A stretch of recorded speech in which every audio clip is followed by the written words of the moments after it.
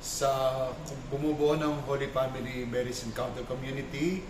Happy anniversary po sa inyo. Happy Fiesta ng Mahal na Birhen, ngayong Flores de Mayo.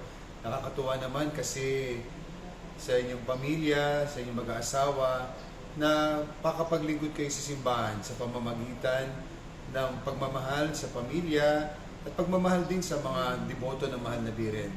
Sana itong Flores de Mayo ninyo ay lalo pang magpatatag ng inyong pananampalataya sa ating Panginoong Kristo, lalo pang magpalakas ng inyong debosyon sa Mahal na Birhen. Alam mo naman natin, di ba, lagi tayong sinasamahan ng ating nanay, ng Mahal na Birhen. Kaya wag din natin siyang iiwanan.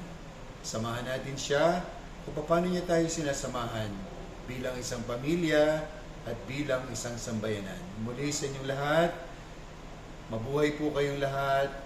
Mabuhay ang Flores de Mayo sa inyong community. Viva la Virgen!